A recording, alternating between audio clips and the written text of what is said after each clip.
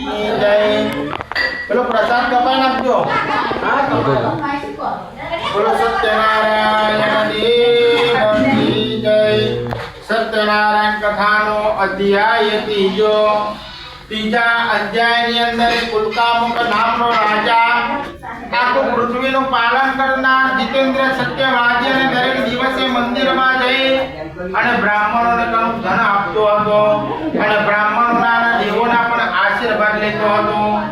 આ રાજાની પત્ની નામે સુંદર સ્વભાવની કમલમુખ સુંદર સતી પોતાના પતિની આજ્ઞા અનુસાર દરરોજ ભદ્રશિલા નામે નદીના તીરે જઈ અને ભગવાનનું વ્રત અને પૂજન કરતી।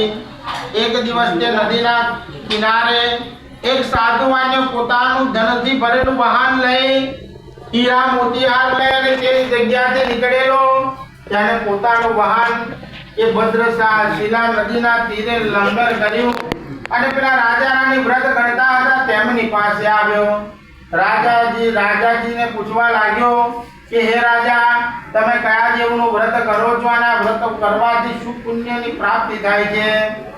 ત્યારે રાજા કહે છે કે જ્યાંથી આ નગરની અંદર મેં ભગવાનનું વ્રત પૂજન કર્યું છે સર્વ લોકોનું રાજ્યનું કલ્યાણ થયું છે, દરેકના ધંધા ક્ષેત્રની અંદર પ્રગતિ થઈ છે, દરેકનું આયુષ્ય ભગવાનની કૃપાથી નિરોગી બન્યું છે અને જે સ્ત્રીને મારા રાજ્યની અંદર સંતાનનું સુખ ન હતું ભગવાનની કૃપાથી એ સ્ત્રીને સંતાનનું સુખ પણ મળ્યું છે।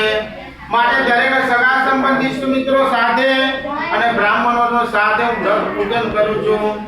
ત્યારે સાધુ વાણીઓ રાજાને અને બ્રાહ્મણને નમસ્કાર કરવા લાગ્યો અને કહે છે કે મારી પાસે ધન ખૂબ છે, મારી પાસે બધા કોઈ વાતની કમી નથી, પણ મારા પાસે એક સંતાનનું સુખ નથી।